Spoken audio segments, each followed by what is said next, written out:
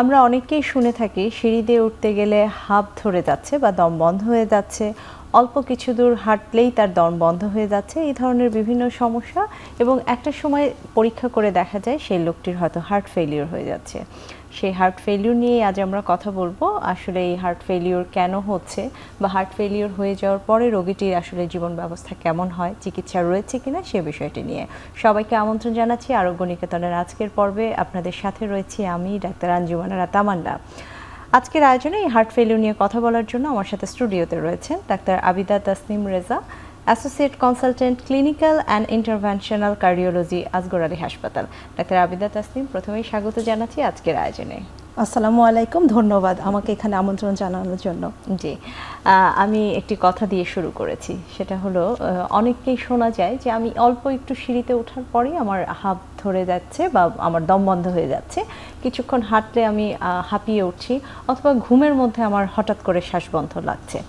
এই ধরনের লক্ষণগুলো পরে দেখা যায় একসময় ধরা পড়ে তার হার্টের কোনো প্রবলেম রয়েছে। এবং আমাদের দেশের মানুষ বা আমরা চারপাশের যে সকল মানুষ রয়েছে, আমরা সাধারণত হার্ট অ্যাটাক কথাটির সাথে খুবই সুপরিচিত ইদানিং সময়। কিন্তু হার্ট ফেলিওর বলতে আসলে কি বোঝায়? কারণ ফেলিওর কথাটার মাধ্যমেই কিন্তু বোঝানো হয় যে একটা জিনিস ফেল করে গেছে, মানে একদম শেষ হয়ে গেছে। আসলে কি তাই হার্টের বিষয় হয় কিনা? হার্ট ফেইলিয়ার, যেটা আমরা হৃদযন্ত্রের অকার্যকরতা বা অকর্মক্ষমতা বুঝাচ্ছি, অ্যাকচুয়ালি হার্ট ফেইলিয়ার মানে কিন্তু হার্ট বন্ধ হয়ে গেছে বা কাজ করছে তা নয়। হার্ট ফেইলিয়ার কি এটা বুঝতে হলে প্রথমে আমাকে জানতে হবে যে আমাদের হার্টের কাজ কি আসলে। সো আমাদের হার্ট একটা আমাদের খুবই গুরুত্বপূর্ণ অঙ্গ। জন্মের পর থেকে মৃত্যু পর্যন্ত অনবরত হার্ট সংকোচন প্রসারণ করছে। অক্সিজেন সমৃদ্ধ যে রক্ত যেটা আমাদের সারা শরীরে দরকার, সেই শরীরে সে পাম্প করছে। এই হার্টের পাম্পিং এমন বেশি যে আপনি যদি চিন্তা করেন প্রতিদিন প্রায় 1 লাখ বার হার্টকে এই পাম্পিং করতে হচ্ছে সংকোচন এবং প্রসারণের মাধ্যমে। এই হার্টটাই কিন্তু আবার যখন সবগুলো অঙ্গে এই অক্সিজেন সমৃদ্ধ রক্ত চলে যাচ্ছে, ব্যবহার হওয়ার পর সেই দূষিত রক্তটা কিন্তু আবার হার্টেই চলে আসছে এবং হার্ট থেকে সেটা চলে যাচ্ছে ফুসফুসে, তখন অক্সিজেনের মাধ্যমে আবার বিশোধন হচ্ছে, আবার শরীরে যাচ্ছে। এভাবেই অনবরত আমাদের হার্টটা কাজ করছে। তো যখন হার্ট ফেইলিয়ার হয়, অ্যাকচুয়ালি যেটা হয় যে হার্ট যেভাবে সংকোচন অথবা প্রসারণ করার কথা ছিল, সেই পেশেন্টদের সেই হার্টটা সংকুচিত প্রসারিত হচ্ছে না। যার কারণে যেটা হচ্ছে যে একটা সুস্থ হার্ট যদি 100 ভাগ রক্ত পাম্প করতে পারছে সারা শরীরে, সেই হার্টটা আর পারছে না। তো যার কারণে যেটা হচ্ছে এই হার্ট ফেইলিয়ার হচ্ছে। তো তার মানে হচ্ছে যে তার নর্মাল যে স্বাভাবিক যে কাজটা সে করতে পারছে না, এবং এর ফলশ্রুতিতেই হার্ট ফেইলিয়ার কথাটার উদ্ভাবন। তো হার্ট ফেইলিয়ারের ব্যাপার যে আমি যেটা বলতে চাই, এটা কিন্তু কোনো বিশেষ রোগ সেটা বলা যাবে না, বরং অনেকগুলো হার্টের রোগ থেকেই পরিণতি হিসেবে বা জটিলতা হিসেবে কিন্তু হার্ট ফেইলিয়ার এই টার্মটা এসেছে এবং হার্ট ফেইলিয়ার হচ্ছে মানুষের। জি, তার মানে আসলে বোঝা গেল হার্ট অ্যাটাক এবং হার্ট ফেইলিয়ারের মধ্যে তফাৎটা কোথায়। এবং আপনি বলছিলেন যে অনেকগুলো রোগ বা অনেক কিছুর জটিলতা হিসেবে এই হার্ট ফেইলিয়ারটা আসছে, এবং হার্ট তার নিজের কাজটা ঠিকমতো করতে পারছে না, সেজন্য এটাকে ফেইলিয়ার বলা হচ্ছে। একটু বাংলাদেশের প্রেক্ষাপট জানতে চাইবো, আসলে কি ধরনের বাংলাদেশে আসলে হার্ট ফেইলিয়ারের রোগী কেমন বা আপনারা কেমন পাচ্ছেন, এবং সামগ্রিক ওয়ার্ল্ড ওয়াইড আসলে এই হার্ট ফেইলিয়ারের রোগীর সংখ্যা কেমন এখন? আপনি যদি হোল ওয়ার্ল্ডের কথা চিন্তা করেন, সারা বিশ্বে যে স্ট্যাটিস্টিক্স অনুযায়ী যে 6 কোটি লোক মানুষ এখন হার্ট ফেইলিয়ারে আক্রান্ত আছে। এর মধ্যে দেখা যাচ্ছে যে 50%ই হচ্ছে নারী। এবং সবচেয়ে ভয়ঙ্কর ব্যাপার যেটা যে উন্নত বিশ্বেও যে স্ট্যাটিস্টিক্স অনুযায়ী 2 বছরে 10% রুগী কিন্তু মারা যাচ্ছে এই হার্ট ফেইলিয়ারে, এবং অর্ধেক রুগী 5 বছরে মারা যাচ্ছে, যদিও সেখানে উন্নত চিকিৎসা ব্যবস্থা আছে। বাংলাদেশের ক্ষেত্রে হার্ট ফেইলিয়ারের রুগী কিন্তু আশঙ্কাজনকভাবে বেড়ে যাচ্ছে। আপনি যদি আমাদের হাসপাতালগুলোতে জানেন এবং সিসিইউগুলোতে দেখা যাবে যে হার্ট অ্যাটাক পরবর্তী যে রুগীগুলো অনেকেই কিন্তু হার্ট ফেইলিয়ার জনিত সমস্যায় ভুগছেন। এবং শুধুমাত্র যে হাসপাতালে ভর্তি পেশেন্ট আছে তা নয়, ইভেন আমাদের যে মনে করেন আউটডোর সার্ভিস, সেখানেও কিন্তু প্রতিদিনই হার্ট ফেইলিয়ারের রোগীর সংখ্যা কিন্তু বাড়ছে। যদিও এক্স্যাক্ট স্ট্যাটিস্টিক জানা নেই, কিন্তু বাংলাদেশে যেটা হয় যে বাইরের দেশের তুলনায় আরও কম বয়সে মানুষজন পেশেন্টগুলো হার্ট ফেইলিয়ার নিয়ে সমস্যায় ভুগছেন, এবং এই হার্ট ফেইলিয়ারের রোগী কিন্তু দিন দিন বাড়ছে। সময়ের সাথে তার সাথে। মানে আসলে ওয়ার্ল্ড ওয়াইডই রোগী বাড়ছে এবং সেক্ষেত্রে আমাদের দেশের মানুষ আসলে আরো বেশি ভুগছে, কারণ আমাদের দেশে অনেক সচেতনতার অভাব এবং চিকিৎসারও দেখা যায় অনেক লিমিটেশন থাকে। সে বিষয়গুলো নিয়ে একটু একটু করে আসবো আপনার কাছে। একটু জানতে চাও আসলে এই যে হার্ট ফেইলিওর হয়ে যাচ্ছে বা একজন মানুষ হার্ট ফেইলিওরে ভুগছে, সে কিভাবে বুঝবে যে তার হার্ট ফেলিওর হচ্ছে? কোনো লক্ষণ আছে কিনা, বা ইমিডিয়েট যদি কেউ দেখে যে কোনো মানুষ পড়ে গেছে বা হার্ট ফেলিওর হলে আসলে কি সিমটম বা লক্ষণ দেখা যায়? জি, প্রথম সিমটম যেটা, যেহেতু হার্ট ফেইলিয়ারের কারণে হার্ট ঠিকমতো রক্তটা সরবরাহ করতে পারছে না যেমন করার কথা, তো পেশেন্টরা প্রথমেই যেটা মানে সমস্যা যেটা হবে সেটা হচ্ছে শ্বাসকষ্ট। এটা হচ্ছে যে আপনি শুরুতেই বলেছেন যে মেইন সমস্যা হচ্ছে শ্বাসকষ্ট। প্রথমে হয়তো বা সে প্রথমে হাঁটাহাঁটি করতে গেলে বা হয়তো সিঁড়ি দিয়ে উঠতে গেলে শ্বাসকষ্ট হচ্ছে, হাঁপিয়ে যাচ্ছেন, অথবা এটা আস্তে আস্তে বাড়তে থাকে। এবং এমন হতে পারে যে উনি যখন শুয়ে আছেন, শুয়ে থাকা অবস্থায় উনি ফ্ল্যাট হয়ে শুতে পারছেন না, তখন দেখা যাচ্ছে যে একটা বালিশের বদলে 2টা বা 3টা বালিশ লাগছে। আবার অনেক সময় যেটা হয় যে এসব পেশেন্ট হঠাৎ করে ঘুম ভেঙে যাচ্ছে শ্বাসকষ্টে। এটা একটা one of the first symptom হচ্ছে হার্ট ফেইলিয়ারের। দ্বিতীয় যেটা সমস্যা যেটা হয় সেটা হচ্ছে পেশেন্ট দেখা যায় যে খুবই দুর্বল হয়ে যায়, ক্লান্ত হয়ে যায়। সে তার নর্মাল কাজগুলো যেভাবে আগে করতে পারতেন এখন আর পারছেন না। সো একটু ভারী কাজ করতে গেলেই ওনারা হাঁপিয়ে যাচ্ছেন। 3 নাম্বার যেটা, যে অনেক পেশেন্টের যেমন হচ্ছে হঠাৎ করে দেখা যায় যে বুক ধড়পড় করছে। অনেক পেশেন্ট আমাদের কাছে আসেন যে কাশি নিচ্ছে, বলছে যে ওরকম শুকনা কাশি হচ্ছে, কোনো কিছু কফ বের হয় না কিন্তু শুকনা কাশি। তো শরীর ফুলে যাচ্ছে, যেমন পা ফুলে যাচ্ছে, গোড়ালি ফুলে যাচ্ছে, অনেক সময় দেখা যায় যে হঠাৎ করে ওজনটা বেড়ে যাচ্ছে। তো এইগুলো হচ্ছে বেসিক্যালি হার্ট ফেলিয়ারের সিমটম। তো যখন এরকম হবে তো অবশ্যই ডাক্তারের পরামর্শ নিতে হবে। কিন্তু যদি এরকম কখনো হয় যে অতিরিক্ত শ্বাসকষ্ট, কোনোভাবেই উনি আরাম পাচ্ছেন না, ইভেন শোয়া অবস্থায়, বসা অবস্থায় কোনোভাবেই উনি আরাম পাচ্ছেন না, সেক্ষেত্রে কিন্তু দ্রুত যোগাযোগ করতে হবে। আর পা ফুলে গেলেও অবশ্যই সাথে সাথে শ্বাসকষ্টের কথা আসছে, সেক্ষেত্রে আমি নিজেও চিকিৎসক, তারপরেও একটি প্রশ্ন চলেই আসে মাথায়, কারণ শ্বাসকষ্টের তো অনেক কারণ থাকে এবং যারা অ্যাজমায় ভোগেন বা শ্বাসকষ্টে হাঁপানি রোগে ভোগেন তাদেরও কিন্তু এরকম শ্বাসকষ্ট হয়েই থাকে, হঠাৎ হঠাৎ শ্বাসকষ্ট হচ্ছে। সবার একটা প্রশ্ন যে শ্বাসকষ্ট আমরা বুঝবো কিভাবে যে এটা কি আসলে হার্টের জন্য নাকি তার অ্যাজমা বা অন্য কোনো সমস্যার জন্য?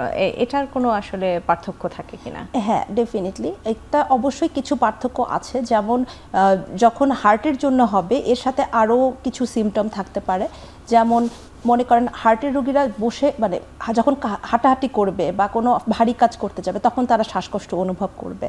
দ্বিতীয়ত হচ্ছে হঠাৎ করে বিছানায় শুতে গেলে তখন উনি ফ্ল্যাট হয়ে শুতে পারবেন না, পায়ে পানি চলে আসছে, হঠাৎ করে শ্বাসকষ্ট হয়ে ঘুম ভেঙে যাচ্ছে। এগুলো কিন্তু হার্টের ফেইলিয়ারের এটা হচ্ছে উপসর্গ। আর যদি অ্যাজমা বলেন, হাঁপানি বা সিওপিডি যেটা বলি, এগুলোর কিন্তু কিছু হিস্ট্রি থাকে, যেমন হচ্ছে তার অ্যালার্জিক কোনো ফিচার্স থাকে বা শীতকালে বাড়ে।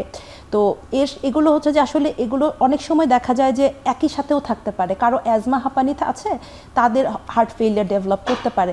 তো এটার জন্য আসলে এটা বুঝতে হলে আপনাদের আসলে ডাক্তারের শরণাপন্নই হতে হবে। সেখানে হয়তো আমরা কিছু পরীক্ষা করব পেশেন্টের হিস্ট্রি নিয়ে, সেই অনুযায়ী আমাদের কিছু পরীক্ষা নিরীক্ষা আছে, সেগুলো করে আমরা ডিটারমাইন করতে পারি। অনেক ক্ষেত্রে দেখা যায় যে দুটো আলাদা করতে হলে আমাকে ভালো মতো হিস্ট্রি এবং পেশেন্টকে মানে এক্সামিনেশন করতে হবে, সামনে ক্লিনিক্যাল এক্সামিনেশন, দেন হচ্ছে পরীক্ষা করে আমাদের কনফার্ম করতে হবে। সেই জন্যই আসলে প্রশ্নটি করা যে এই ধরনের সমস্যা দেখলে আসলে অবহেলা না করে চিকিৎসকের শরণাপন্ন হওয়া, যে এই শ্বাসকষ্টটি তার কিসের জন্য হচ্ছে, নর্মাল হাঁপানি এই ধরনের রোগ নাকি আসলে তার হার্টের অসুবিধা থেকে চলে যাচ্ছে সেই রোগী। এটার জন্য অবশ্যই চিকিৎসকের পরামর্শ নিতে হবে।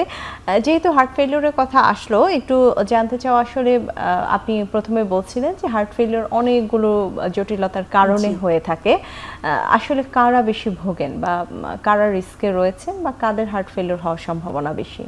জি, প্রথম যেটা আমরা হার্ট ফেলিওরের পেশেন্ট যারা পাই বেশিরভাগই হচ্ছে হার্ট অ্যাটাক পরবর্তী হার্ট ফেলিয়ার।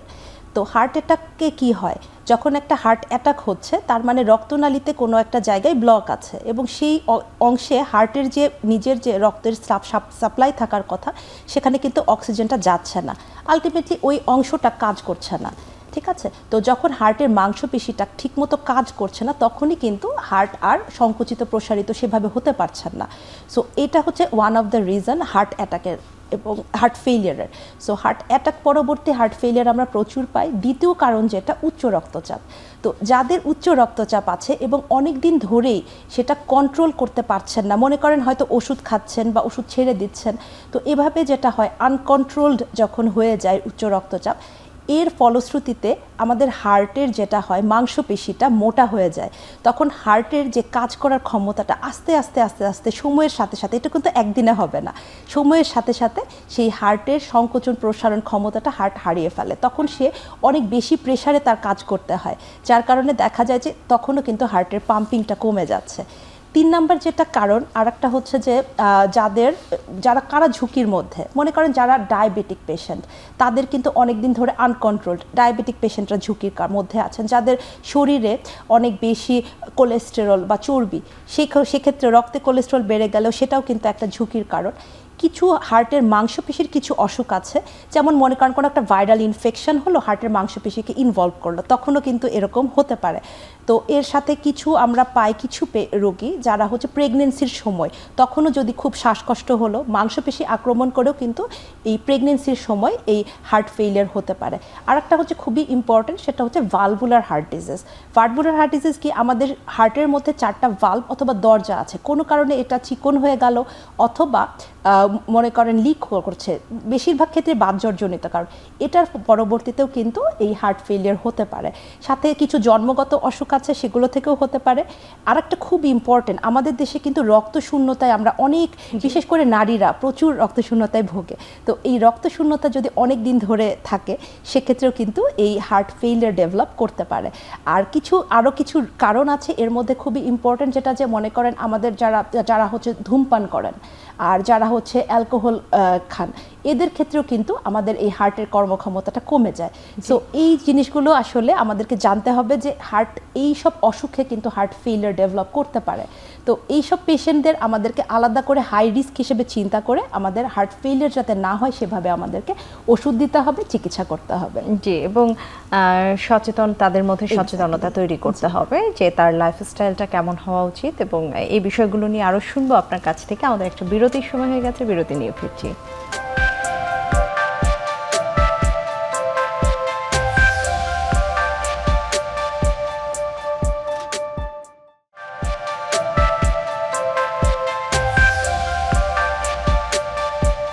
দর্শক, বিরতির পর আবারও ফিরলাম আরোগ্য নিকেতনের আজকের আয়োজনে।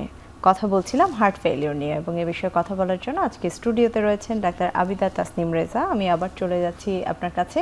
বিরতির আগে শুনছিলাম আসলে হার্ট ফেলিওরে কাদের বেশি রিস্ক রয়েছে এবং কোন ফ্যাক্টরগুলো আসলে কাজ করছে, এবং আপনি একটা কথা বলছেন যে জন্মগত কিছু ত্রুটির জন্যও আসলে হার্ট ফেলিওর হতে পারে। একটু জানতে চাও হার্ট ফেলিওরের কোনো বয়সের রেঞ্জ রয়েছে কিনা? যেমন কিছু অসুখ আমরা জানি একটু বয়স হলে হয়, বা হার্ট অ্যাটাক বলতেই আমাদের ধারণা একটু বয়স হলে হয়তো হার্ট অ্যাটাক হবে, কিন্তু এখন দেখা যাচ্ছে ইয়াংদের মধ্যেও হার্ট অ্যাটাক দেখা যাচ্ছে। সেই ক্ষেত্রে জানতে চাও ইয়াংদের মধ্যে হার্ট ফেলিওর হতে পারে কিনা, বা সেটার কোনো কারণ রয়েছে কিনা? জি, বেশিরভাগ ক্ষেত্রে ইয়াংদের মধ্যে যে হার্ট ফেলিয়ার হচ্ছে সেটা হার্ট অ্যাটাক পরবর্তী হার্ট ফেলিয়ারটাকেই আমরা বলছি। কারণ এখন যেটা হচ্ছে আমাদের নানা কারণে আপনারা জানেন যে হার্ট অ্যাটাকের রোগী কিন্তু অনেক বেড়ে যাচ্ছে। শুধুমাত্র আগে মনে করা হতো যে 50 বছর বা 60 বছরের পরেই হার্ট অ্যাটাক হয়, কিন্তু আমরা কিন্তু এখন 20 বছর, ইভেন এরকমও হয়েছে যে 18 বছরের পেশেন্টেও হার্ট অ্যাটাক নিয়ে আমাদের কাছে আসছেন। তো এই যে হার্ট অ্যাটাকের যে বয়স সেটা কিন্তু অনেক কমে গেছে, এবং হার্ট অ্যাটাক পরবর্তী যে জটিলতা সেটার হিসেবেই কিন্তু আমরা হার্ট ফেলিয়ার পাচ্ছি। যে রোগীটা হার্ট অ্যাটাক নিয়ে আসছে তারাই পরবর্তীতে হার্ট ফেলিয়ার হচ্ছে। সো এখানে আসলে বয়সের রেঞ্জ তেমন ইম্পর্টেন্ট না, কিন্তু এটাও সত্যি কথা যে 65 বছরের পর হার্ট ফেলিয়ারের রোগীর সংখ্যা অনেক বেশি। তো একটা এইজের লিমিট থাকলেও বাংলাদেশের ক্ষেত্রে যেটা দেখা যাচ্ছে যে অন্য দেশে যেটা 10 বছর পরে হচ্ছে, বাংলাদেশের বা এই উপমহাদেশের যে রোগীগুলো তারা আরও আগে হার্ট ফেলিয়ারের সিমটমগুলো নিয়ে আমাদের কাছে আসছেন। সো অ্যাকচুয়ালি কোনো বয়স আসলে মানছে না এখন এই হার্ট ফেলিয়ারের উপসর্গ প্রকাশ হতে। জি, একটু প্রিভেনশনে যাওয়ার আগে বা কিভাবে সচেতনতাভাবে সেটা প্রিভেন্ট করা যায় সচেতনভাবে, সেটাতে যাওয়ার আগে একটু জানতে চাওয়া, কেউ যদি হঠাৎ হার্ট ফেলিওর হয়ে যায় তখন আসলে সাথে সাথে কি করণীয়? কারণ অনেকেই থাকেন বাসায় হঠাৎ একটা তার কিছু হয়ে গেল, তাদের জন্য কি পরামর্শ এবং চিকিৎসকের কাছে নেওয়ার পরে আপনাদের ফার্দার কি ম্যানেজমেন্ট থাকে? অবশ্যই এক্ষেত্রে যেটা যে প্রথমে এই সিমটমগুলো জানতে হবে, উপসর্গ যে কি কখন আমরা বুঝবো হার্ট অ্যাটাক, যেটা আমি অলরেডি বলেছি। তো হার্ট কখনো যদি হঠাৎ করে অসম্ভব শ্বাসকষ্ট বেড়ে যাচ্ছে, কোনোভাবেই সেটা কমছে না, শরীর পা ফুলে যাচ্ছে, পাটা ফুলে যাচ্ছে, ওজন হঠাৎ করে অনেক বেড়ে যাচ্ছে, এবং শুধু যে পা ফোলা তা নয়, দেখা যাচ্ছে মুখ ফুলে যাচ্ছে, পেট ফুলে যাচ্ছে, মানে যে কোনো কিছুই আমরা। আর কখনো যদি এরকম হয় খুবই বুকে ব্যথা হচ্ছে, বুক ধড়পড় করছে, অসম্ভব কাশি, যেটা কোনো কিছু দিয়ে ইমপ্রুভ হচ্ছে না, তো এসব ক্ষেত্রে আসলে দ্রুত উচিত যেটা সাথে সাথে হাসপাতালে চলে যাওয়া। যদি এমন বেশি কষ্ট হয়, যদি বাসায় সবচেয়ে ভালো হয় যে সবারই আসলে বিপি মেশিন, তারপর পালস অক্সিমেট্রি, আমরা তো জানি যে এগুলো আসলে খুব ইম্পর্টেন্ট জিনিস। এগুলো দেখে যদি কখনো, অনেক সময় আমাদের পেশেন্টরা আসে যে অক্সিজেন কমে যাচ্ছে শরীরে, তো এগুলো আসলে কখনোই বসে থাকা উচিত না, এগুলো একদম রেড ফ্ল্যাগ সাইন, সাথে সাথে চলে আসতে হবে, দরকার হলে এমার্জেন্সিতে যোগাযোগ করতে হবে, যাতে যত দ্রুত সম্ভব পেশেন্টটাকে আমরা বাঁচাতে পারি। কারণ এই হার্ট ফেলিয়ারের রোগী বা হার্ট অ্যাটাকের রোগী যেগুলো হার্ট ফেলিয়ার নিয়ে আসে, তারা কিন্তু তাদের মনে করেন মৃত্যু হার অনেক বেশি। অনেক রোগী যেটা হয় যে দ্রুত চিকিৎসা না নেওয়ার কারণে হয়তো বা রাস্তাতেই খারাপ হয়ে গেল বা মৃত্যুবরণ করলো। তো যত দ্রুত সম্ভব আমাদের উচিত সাথে সাথে যোগাযোগ করা, যত সেই ক্ষেত্রে আপনারা তো চিকিৎসা দিচ্ছেন, হার্ট ফেলিওরের একটা চিকিৎসা চলে, এই চিকিৎসার পরে কি রোগীর হার্টের পরিস্থিতি কি থাকে এবং তার যে পরবর্তী যে দেখাশোনা সেটাতে কোনো লিমিটেশন রয়েছে কিনা, সে স্বাভাবিক জীবনে আর ফিরতে পারে কিনা? আচ্ছা, হার্ট ফেলিয়ার মানে কিন্তু না এরকম না যে স্বাভাবিক জীবনে উনি কখনোই ফিরতে পারবেন না। অবশ্যই আমরা যখন এখানে আমাদের কাছে আসে হার্ট ফেলিয়ারের পেশেন্ট, দুইভাবে আসে। কিছু পেশেন্ট আছে যেগুলোকে আমরা ডিকম্পেনসেটেড বলি, মানে তার এত বেশি শ্বাসকষ্ট যে তাকে ভর্তি রেখে আমাদের চিকিৎসা করতে হয়, এবং এসব ক্ষেত্রে কিন্তু সিসিউতে রেখে আমরা চিকিৎসা করি এবং ইনজেক্টেবলস ওষুধ ব্যবহার করি, অক্সিজেন দেওয়া লাগতে পারে, নানা রকম ওষুধ আছে যেগুলো আমরা ব্যবহার করি।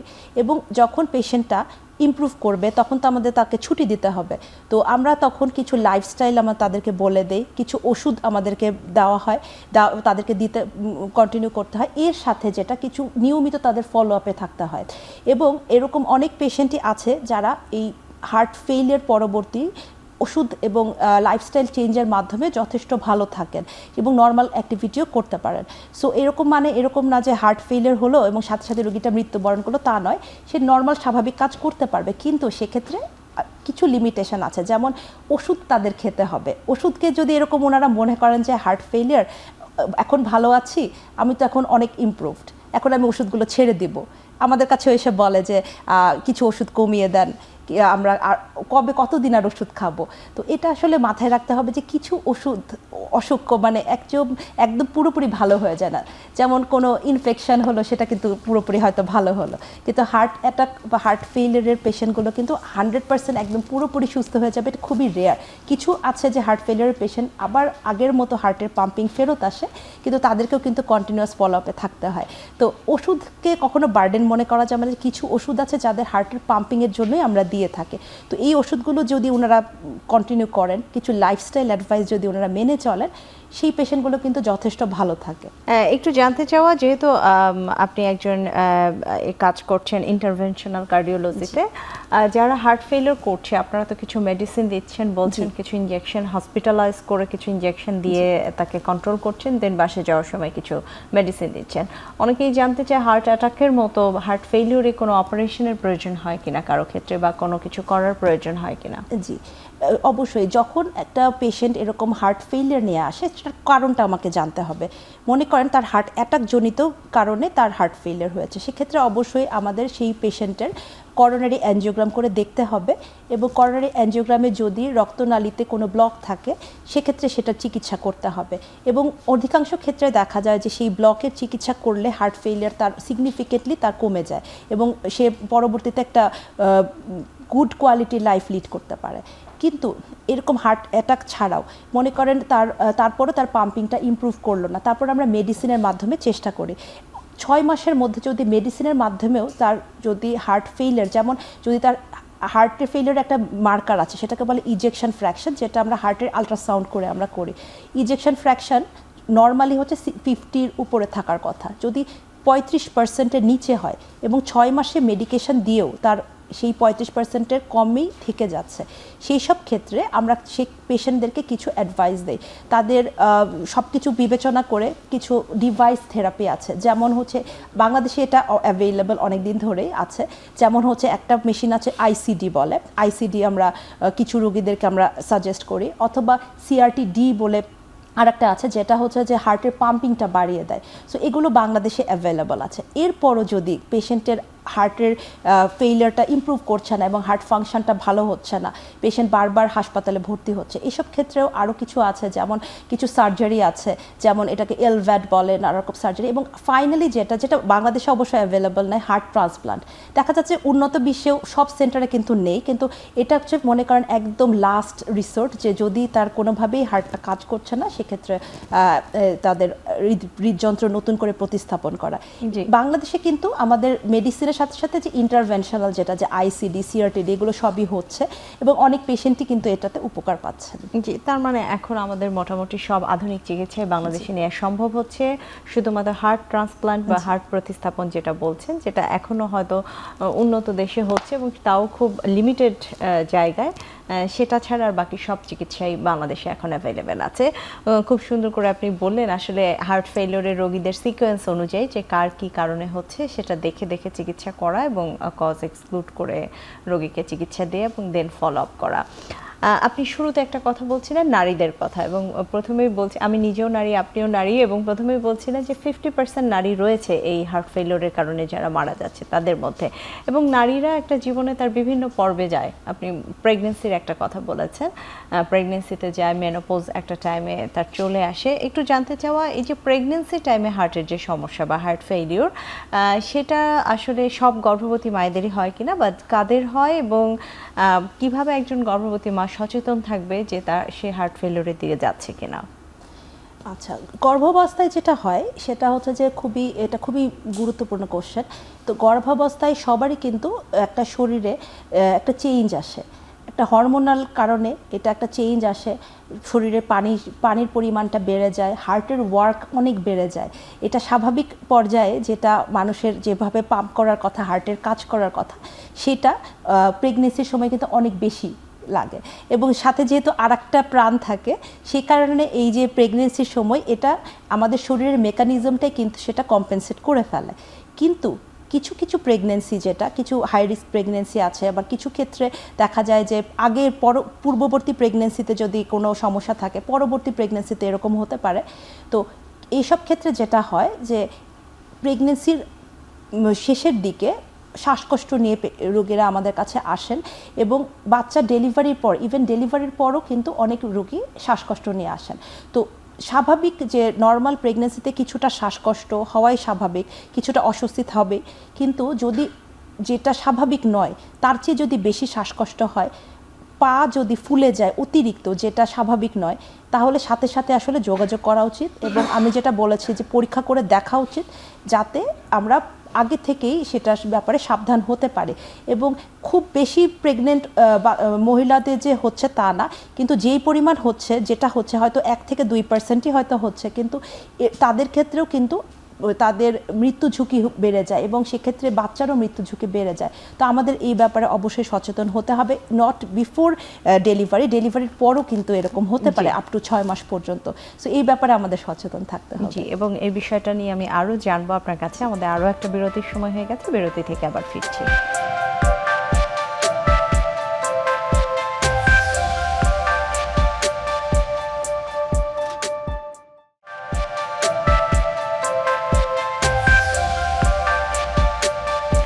দর্শক, বিরতির পর আবারও ফিরলাম আরোগ্য নিকেতনের আজকের আয়োজনে। কথা বলছিলাম হার্ট ফেলিওর নিয়ে।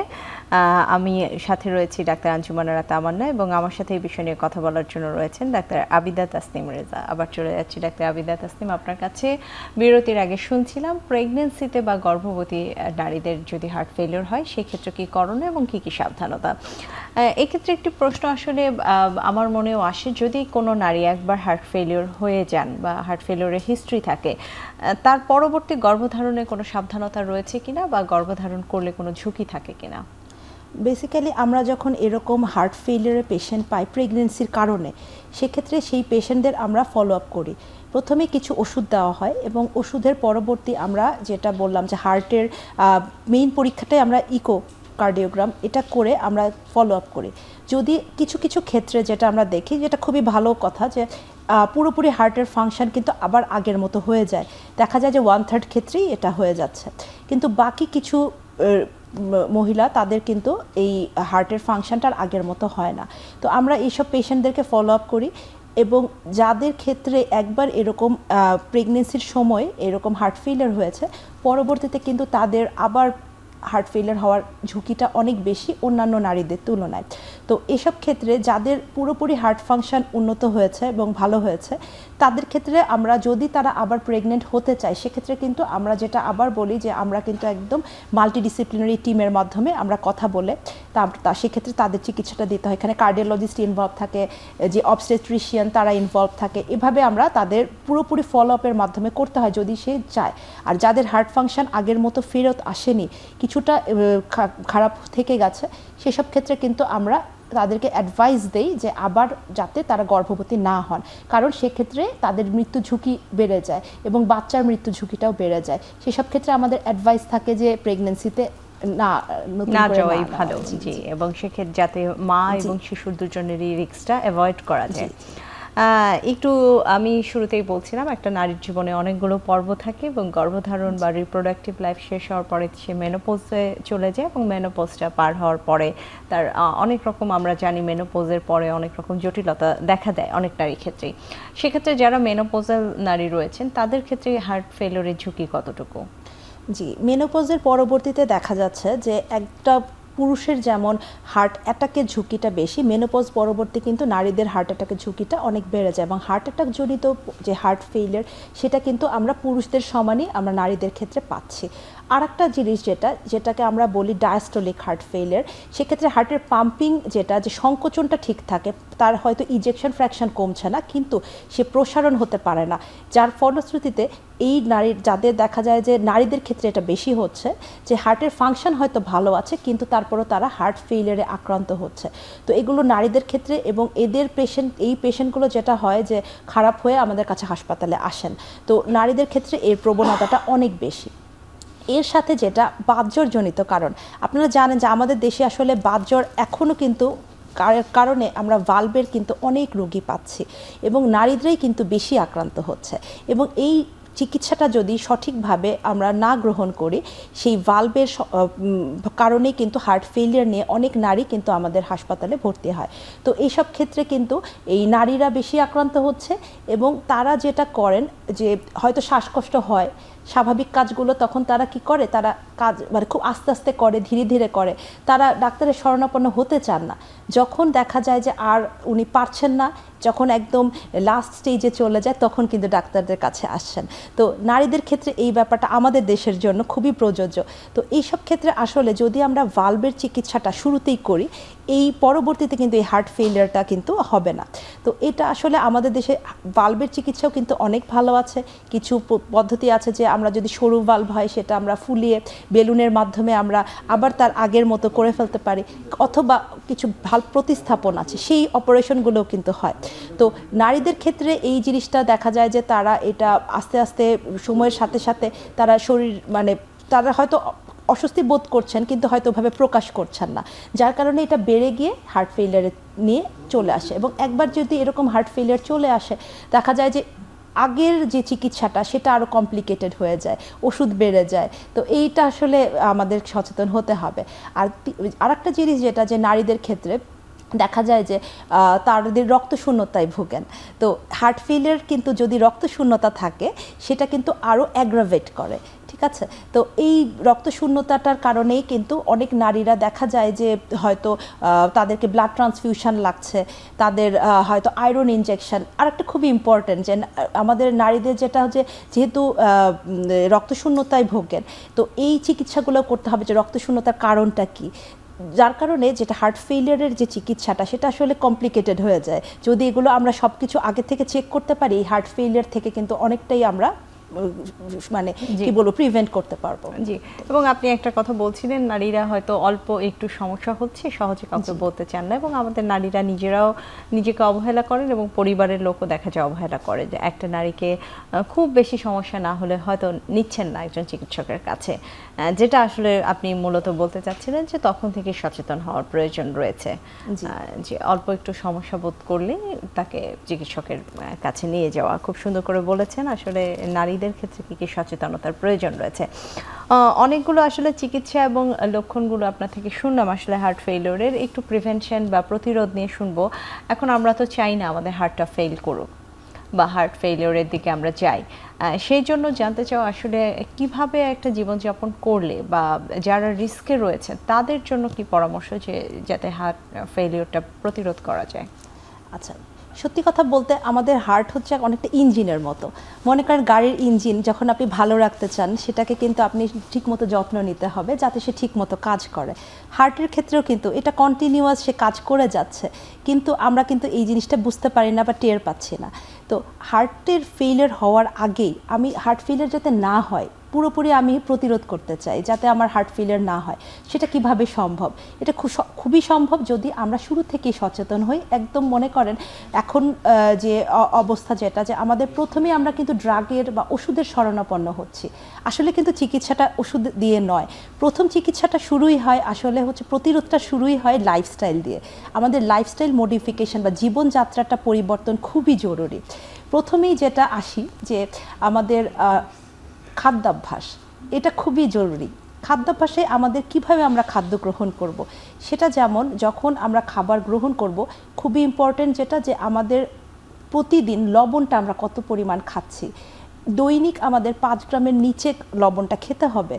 তো এই লবণ জাতীয় খাবারগুলো আমাদেরকে পরিহার করতে হবে। দ্বিতীয়ত যেটা, যে খাবার দাবারটা যথেষ্ট পুষ্টিমান সম্পন্ন হচ্ছে কিনা, যেমন হচ্ছে আমাদের ফলমূল থাকতে হবে, শাকসবজি থাকতে হবে, আমাদের মাছ মাংস পরিমিত পরিমাণ খেতে হবে।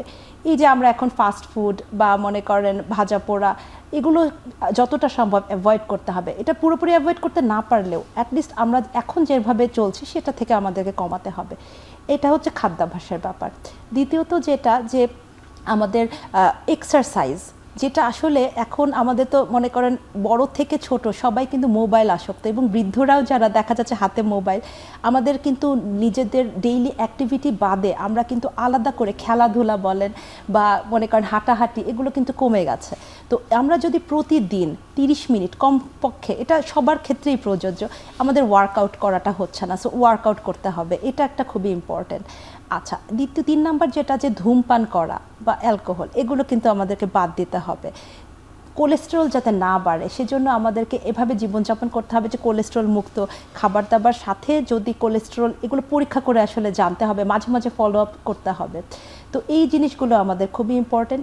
ডায়াবেটিসটা যাতে কিভাবে না হয়, ডায়াবেটিসের ক্ষেত্রে আমাদের শর্করা জাতীয় খাবারগুলো, যেমন আমরা তো ভাত খাই, আমরা কিন্তু রিফাইন্ড খাবার খাচ্ছি, রিফাইন্ড বা শস্য যেটা রিফাইন্ড, সো রিফাইন্ড ছাড়া হোল গ্রেইন যেটাকে বলে সেটার দিকে আমাদেরকে আসলে বেশি মানে গুরুত্ব দিতে হবে। তো মিষ্টি বা চিনি এগুলো কিন্তু শরীরের জন্য খুবই ক্ষতিকর, তো এগুলো যতটা সম্ভব অ্যাভয়েড করতে হবে। তো এইভাবে যদি আমরা লাইফটা আমাদের চেঞ্জ করতে পারি। আরেকটা খুব ইম্পর্টেন্ট, পর্যাপ্ত ঘুম। আমাদের হচ্ছে প্রতিদিন ডেইলি যদি 6 থেকে 8 ঘন্টা ঘুমানো উচিত 24 ঘন্টার মধ্যে। তো এই ঘুমটা বা রেস্টটা আমাদের শরীর দরকার, হার্টের দরকার। সো এই সব কিছু মানে আমি যদি মেনটেন করতে পারি তাহলে কিন্তু এই হার্ট ফেলিয়ার বা মনে করেন এই খারাপ অসুখগুলো থেকে আমরা আশা করি আমরা অনেকটাই প্রিভেন্ট করতে পারবো। জি, তার মানে একটা সুন্দর লাইফস্টাইল বা সুস্থ স্বাস্থ্যকর একটা লাইফস্টাইল মেনটেন করতে পারলে মোটামুটি অনেকটাই প্রিভেন্ট করা যায় এই হার্ট ফেলিওরের বিষয়টা। আমরা আবারও আসবো আপনার কাছে, আরও একটি বিরতির সময় হয়ে গেছে, বিরতি থেকে ফিরে আবার কথা বলছি।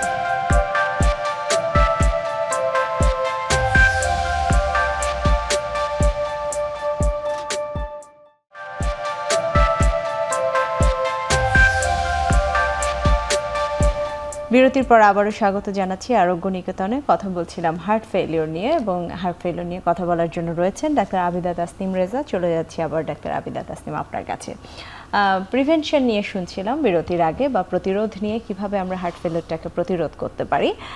যারা অলরেডি হার্ট ফেলিওর হয়ে গেছে এবং চিকিৎসা নিয়েছেন এবং চিকিৎসা নিয়ে তারা এখন চলছেন, তাদের জন্য কি পরামর্শ পরবর্তীতে সুস্থ থাকার জন্য? জি, তো হার্ট ফেলিয়ার আমরা দুইটাভাবে বলি, যে এখনও হার্ট ফেলিয়ার হয় নাই কিন্তু উচ্চ ঝুঁকি সম্পন্ন, এটাকে আমরা বলি প্রাইমারি প্রিভেনশন। আর দ্বিতীয়ত হচ্ছে যাদের অলরেডি হার্ট ফেলিয়ার হয়ে গেছে, সেটা হচ্ছে secondary prevention. So primary prevention target group কারা? যাদের মনে করেন উচ্চ রক্তচাপ, যাদের ডায়াবেটিস পেশেন্ট, যাদের অলরেডি ভালভুলার হার্ট ডিজিজ জানা, অথবা তার কোনো হার্ট অ্যাটাক হয়েছে কিন্তু হার্ট ফাংশন ভালো আছে, এই সব রোগীদের কিন্তু আমরা এই সব কিছু ওষুধ বলেন, লাইফস্টাইল বলেন, সব কিছু দিয়ে আমাদের এটা কন্ট্রোল করে রাখতে হবে। এটা হচ্ছে প্রাইমারি প্রিভেনশন, যাতে কোনোভাবে এসব উচ্চ ঝুঁকি সম্পন্ন মানুষদের হার্ট অ্যাটাক, হার্ট ফেলিয়ারে না যায়। দ্বিতীয়ত যেটা, যে হার্ট ফেলিয়ার হয়ে গেছে, এখন আমি কি করব, এটা হচ্ছে সেকেন্ডারি প্রিভেনশন। প্রথমে লাইফস্টাইল খুবই ইম্পর্টেন্ট, আমি খাদ্যাভ্যাসের কথা বলেছি, ওনাদের ক্ষেত্রেও খাদ্যাভ্যাসটা খুবই ইম্পর্টেন্ট। দ্বিতীয়ত যেটা, এখানে পানির পরিমাণ, এখানে ডেইলি উনি কত পরিমাণ তরল খাবার গ্রহণ করতে পারবে। যেমন পেশেন্টের হার্টের ফাংশন অনুযায়ী আমরা বলে দেই যে হয়তো দৈনিক উনি 1.5 লিটার পানি খেতে পারবেন অথবা 2 লিটার পানি খেতে পারবেন। যেভাবে আসলে আমরা হার্টের ফাংশনের ওপর, এটা ফলো আপ ছাড়া তো সম্ভব নয়, তো ফলো আপে যখন পেশেন্টগুলো আসে আমরা তাদের সার্বিক অবস্থা দেখে আমরা পানির পরিমাণটা নির্ধারণ করে দেই। এবং অ্যাকচুয়ালি যখন আপনার চিকিৎসক আপনাকে বলবে একটা মেপে খাওয়ার, এটা কিন্তু মেনে চলতেই হবে। আদারওয়াইজ যদি হার্ট ফেলিয়ারের পেশেন্টগুলো এর বেশি পানি খেয়ে ফেলে, হার্ট কিন্তু সেই অতিরিক্ত পানিটা সে পাম্প করতে পারবে না, শরীরে জমে যেতে পারে। আরেকটা যেটা আমরা রোগীদেরকে বলি, সেটা হচ্ছে যে ওনাদের প্রতিদিন ওজন করা শরীরে। হঠাৎ করে দেখা গেল যে একটা হার্ট ফেলিয়ারের পেশেন্ট ওজনটা বেড়ে যাচ্ছে, সেটাও কিন্তু একটা ওয়ার্নিং সাইন। সো এই লাইফস্টাইলগুলো তাদেরকে মেনে চলতে হবে। এর সাথে যেটা, যে লাইফস্টাইলের সাথে সাথে অবশ্যই তাদের কিছু ওষুধ আমরা দিয়ে দেই। এখন কিন্তু অনেক ওষুধ আছে যেগুলো শুধুমাত্র হার্ট ফেলিয়ারের সিমটম না, তাদের হঠাৎ মৃত্যু থেকেও কিন্তু রক্ষা করে, এবং এগুলো হচ্ছে ইন্টারন্যাশনালি এগুলো নানা রকম ট্রায়ালের মাধ্যমে হয়েছে। তো আমরা চেষ্টা করি ওই ওষুধগুলো স্টার্ট করা। এরপরও যদি হার্ট ফেলিয়ারের রোগীদের পুরোপুরি না ইমপ্রুভ করে, সিমটম থাকে, সেক্ষেত্রে আমরা এই যেগুলো আপনাকে বললাম যে ডিভাইস, সেগুলোর আমরা অ্যাডভাইস দিয়ে থাকি। তো এভাবে আসলে ওনাদেরকে কন্টিনিউয়াস ফলো আপে থাকতে হয়, যাতে কোনো সমস্যা হলে আমরা সাথে সাথে আমরা ব্যবস্থা নিতে পারি। জি, এই যে এত ঔষধ, বিভিন্ন প্রসিডিওর এবং চেক আপ, বারবার ফলো আপ, অনেকগুলো বিষয় আসছে, সেক্ষেত্রে একটি বিষয় আসলে একদমই শেষে আমার না আনলেই নয়। আমাদের দেশের রোগীরা কিন্তু পকেটে টাকা খরচ করে চিকিৎসা করেন। সো এই ক্ষেত্রে আসলে একটা ফাইন্যান্সিয়াল যে বার্ডেন একটা রোগী এবং তার পরিবারের উপরে, সে বিষয়টা নিয়ে যদি বলেন, আসলে এই ক্ষেত্রে গভর্নমেন্টের বা সরকারের কিছু কি করণীয়, কি সুযোগ রয়েছে, এবং আপনার চিন্তা ভাবনা এই বিষয়টা নিয়ে? জি, একটা হার্ট ফেলিয়ার রোগী যদি একটা পরিবারে থাকে, সেটা কিন্তু, এবং সে যদি পরিবারের কর্মক্ষম ব্যক্তিটা হয়, সেটা কিন্তু আসলে পরিবারের জন্য খুবই ভয়ঙ্কর ব্যাপার হয়ে যায়। কারণ দেখা যাচ্ছে যে হার্ট ফেলিয়ারের জন্য উনি তার রেগুলার কাজগুলো করতে পারছে না, সে আর্নিং করতে পারছেন না। এর সাথে যে চিকিৎসাটা, হার্ট ফেলিয়ারের রোগী যদি ঠিকমতো চিকিৎসাটা না পায়, দেখা যাচ্ছে যে তার হচ্ছে বারবার হাসপাতালে ভর্তি হওয়া লাগছে, ভর্তি থেকে চিকিৎসা নেওয়া লাগছে। তো এইটা আসলে খুবই আশঙ্কাজনক। এবং এই যে নানা রকম ওষুধ বলেন, নানা রকম পদ্ধতি, এগুলো ডেফিনেটলি এই প্রতিটা ওষুধ, এগুলো খরচের একটা ব্যাপার থেকে রয়ে যায়। কিন্তু আমি যেটা বলবো, যে আপনার যদি আপনি হার্ট ফেলিয়ার আক্রান্ত হন, আপনার চিকিৎসাটা যদি আপনি কমপ্লিট করেন এবং নিয়মিত ফলো আপে থাকেন, তাহলে কিন্তু অনেকাংশেই আপনার এই যে মনে করেন স্বাভাবিক কাজকর্ম করতে পারে, এবং সে তার নিজের প্রফেশনাল লাইফেও ফেরত যেতে পারে। তো হ্যাঁ, চিকিৎসা ব্যয় আছে, কিন্তু সেই ব্যয়টা মেনে ওষুধগুলো যদি উনি কন্টিনিউ করেন এবং চালিয়ে যান, তাহলে উনি অনেকটাই উনি কর্মক্ষম থাকতে পারবেন। সো আমার যেটা সরকারের দিক থেকে যেটা বলবো, যে আমাদের আসলে সত্যি কথা যেটা, যে আমাদের তো কোনো হেলথ ইন্স্যুরেন্স বা এগুলো নেই। সরকারি হাসপাতালে কিছু চিকিৎসা হয় ফ্রিতে, কিন্তু সেই যে ওষুধগুলো, সেগুলো তো পরবর্তীতে তাদের নিজেদেরই জোগাড় করতে হয়। তো হার্ট ফেলিয়ারটাকে একটা প্রাণঘাতী যে ক্যান্সার, সেই ক্যান্সারের চেয়েও কিন্তু হার্ট ফেলিয়ারের মৃত্যুটা বেশি সো 5 বছরে দেখা যাচ্ছে একটা ক্যান্সারে যেটা যতগুলো মানুষ মারা যাচ্ছে, হার্ট ফেলিয়ারে কিন্তু তার চেয়ে বেশি মারা যাচ্ছে। সো হার্ট ফেলিয়ার হলে সেই রোগ যদি আমাদের সরকারের পক্ষে যদি এরকম হয় যে তারা কোনো ইন্স্যুরেন্স বা হার্ট ফেলিয়ার রোগীদের কোনো রেজিস্ট্রি করলো যে কয়টা রোগী হার্ট ফেলিয়ারে আক্রান্ত এবং তাদেরকে কোনোভাবে হেল্প করা যায় কিনা, সেটা অবশ্যই বিবেচনা করে দেখার ব্যাপার আছে। কিন্তু আমি যেটা বলবো, যদি আপনারা শুরুতেই চিকিৎসাটা নেন, আপনি যদি উচ্চ রক্তচাপ নিয়ন্ত্রণ করেন, ডায়াবেটিস নিয়ন্ত্রণ করেন, হার্ট অ্যাটাক পরবর্তী যে চিকিৎসাগুলো সেগুলো যদি যথাযথভাবে নেন, এটা কিন্তু ভবিষ্যতে দেখা যাবে যে আপনার হার্ট ফেলিয়ার ডেভেলপ করবে না। সো শুরুতেই যদি আমরা প্রিভেন্ট করতে পারি তাহলে এইগুলোর প্রশ্ন আসছে না। আর যদি হয়ে যায় সেক্ষেত্রে ডাক্তারদের পরামর্শ মেনে যদি আপনারা চিকিৎসাটা কমপ্লিট করতে পারেন, সেটা অবশ্যই কিছু ফিনান্সিয়াল বার্ডেন থাকে, কিন্তু পেশেন্ট কিন্তু অনেকটাই ভালো থাকে এবং পরবর্তীতে সে কিন্তু কর্মক্ষম ব্যক্তি হিসেবে কাজ করতে পারে। সো এই ব্যাপারগুলো আমাদেরকে খেয়াল রাখতে হবে। আর একটা একটু বলেই যে অনেক সময় দেখা যাচ্ছে হার্ট ফেলিয়ার রোগীগুলো অনেক ডিপ্রেশনে ভোগেন, মানসিক অবসাদ তৈরি হয়। তো এসব ক্ষেত্রে পরিবারদেরও, এই পরিবারের মানুষদেরকেও সচেতন করতে হবে, চেষ্টা করতে হবে যে যাতে তাদেরকে এটাকে বার্ডেন মনে না করা, এবং যে ব্যক্তিটা আক্রান্ত হচ্ছেন তাদেরকে যেন মানসিকভাবে তারা ভালো রাখেন, সেটাও কিন্তু আমাদের উচিত। জি, তার মানে আসলে এই যে ফাইন্যান্সিয়াল বার্ডেন, সেটা একটা ফ্যামিলির উপরে এবং একজন ব্যক্তির যে আপনি বলেন মানসিক স্বাস্থ্যের উপরেও অনেক বড় ইফেক্ট ফেলে। সেই ক্ষেত্রে সবারই আসলে এই ক্ষেত্রে এগিয়ে আসা উচিত এই ধরনের রোগীদেরকে আসলে রিহ্যাবিলিটেশন করার জন্য এবং হেল্প করার জন্য। হার্ট ফেলিওর নিয়ে অনেকগুলো ইনফরমেশন আপনার কাছ থেকে আজকে শুনলাম। আশা করি রোগীরা সচেতন হবেন এবং এটা প্রিভেন্ট করা যায় সেহেতু এই প্রিভেনশনের যে বিষয়গুলো আপনি বললেন, সবাই সে বিষয়টা নিয়ে সচেতন হবে। আমরা আয়োজনের একদমই শেষে অসংখ্য ধন্যবাদ জানাচ্ছি ডাক্তার আবিদা তাসনিম রেজা আজকের আয়োজনে আমাদের সময় দেওয়ার জন্য। আপনাকেও ধন্যবাদ অসংখ্য। জি দর্শক, আরোগ্য নিকেতনের আজকের আয়োজনের একদমই শেষে চলে এসেছি। শুনলাম হার্ট ফেলিওর নিয়ে এবং হার্ট ফেলিওর কিভাবে আসলে প্রতিরোধ করা যায় এবং যাদের হার্ট ফেলিওর অলরেডি হয়ে গিয়েছে তারা কিভাবে সচেতন থাকবেন সে বিষয়গুলো নিয়ে। আশা করি সবাই অনেক উপকৃত হয়েছেন। সবার সুস্থতা কামনায় আজকের আয়োজন এখানেই শেষ করছি।